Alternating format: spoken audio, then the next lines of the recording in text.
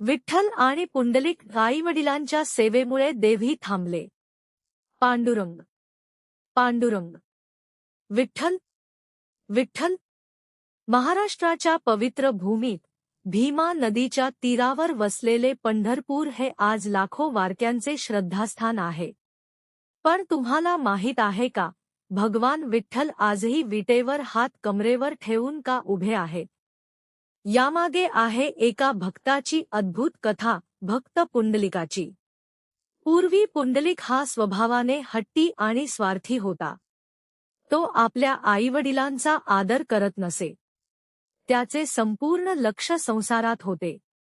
वृद्ध आईवडील त्याच्या प्रेमासाठी आसुसलेले असायचे, पण पुंडलिक त्यांच्या सेवेकडे दुर्लक्ष करत असे. एके दिवशी त्याला काही महान संतांचा सहवास लाभला.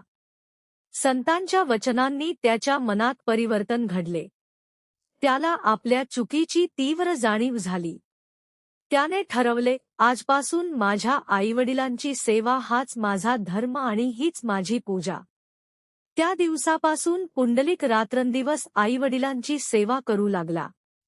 त्यांना अन्न देणे, औषधे देणे, पाय दाबणे आणि प्रेमाने त्यांची काळजी घेणे हेच त्याचे जीवन बनले. पुंडलिकाची ही निःस्वार्थ सेवा पाहून भगवान श्रीकृष्ण स्वतः त्याला दर्शन देण्यासाठी आले. त्यांच्या तेजाने संपूर्ण परिसर उजळून निघाला. भगवान म्हणाले, पुंडलिका, मी तुझ्या भक्तीवर प्रसन्न आहे. मला दर्शन दे. त्यावेळी पुंडलिक आईवडिलांचे पाय दाबत होता. त्याने देवाला पाहिले, पण सेवा अर्धवट सोडली नाही. नम्रपणे त्याने एक वीट भगवानांकडे सरकवली आणि म्हणाला, प्रभू, कृपा करून या विटेवर उभे राहा. माझी सेवा पूर्ण होताच मी तुमच्याकडे येतो. भगवान स्मितहास्य करत त्या विटेवर उभे राहिले. त्यांनी हात कमरेवर ठेवले आणि भक्ताची शांतपणे वाट पाहू लागले. सेवा पूर्ण झाल्यावर पुंडलिक भगवानांच्या चरणी नतमस्तक झाला. त्याच्या डोळ्यात आनंदाश्रू होते. तो म्हणाला, प्रभू, माझ्यासारख्या सामान्य भक्तावर इतकी कृपा केलीत. माझी एक विनंती आहे. तुम्ही या भूमीवर कायमचे राहा, जेणेकरून प्रत्येक भक्ताला तुमचे दर्शन घेता येईल. भगवान म्हणाले, तथास्तु. आजपासून मी येथे विठ्ठल, पांडुरंग या नावाने सदैव वास करीन. तेव्हापासून पंढरपूर हे भक्तांचे पवित्र तीर्थक्षेत्र बनले. लाखो वारकरी दरवर्षी आषाढी आणि कार्तिकी एकादशीला पायी चालत विठ्ठलाच्या दर्शनासाठी येतात. टाळ, मृदुंग, अभंग आणि हरिनामाच्या गजरात संपूर्ण महाराष्ट्र भक्तिमय होतो.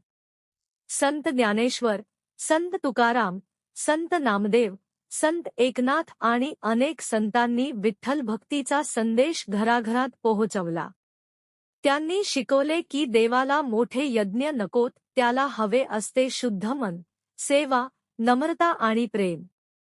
या कथेचा संदेश, आईवडिलांची सेवा हीच खरी देवसेवा आहे. कर्तव्याला प्राधान्य देणाऱ्यावर देवी प्रसन्न होतात.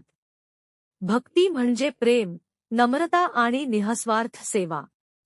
विठ्ठल आजही प्रत्येक भक्ताच्या प्रेमाची वाट पाहत उभा आहे. विठ्ठल विठ्ठल, जय हरी विठ्ठल. पुंडलिक वरदा हरी विठ्ठल. पुंडलिक वरदा हरी विठ्ठल. श्री नामदेव पंढरीनाथ महाराज. विठ्ठल विठ्ठल विठ्ठल विठ्ठल विठ्ठल विठ्ठल. चंद्रभागेच्या तीरी उभा मंदिरी तो पहा विटेवरी. विठ्ठल विठ्ठल जय हरी. जय विठ्ठल विठ्ठल जय हरी. जय विठ्ठल विठ्ठल जय हरी. तुमली पंढरी, तुमली पंढरी, पांडुरंग हरी तो पहा विटेवरी. विठ्ठल विठ्ठल जय हरी. जय विठ्ठल विठ्ठल जय हरी. जय विठ्ठल विठ्ठल जय हरी.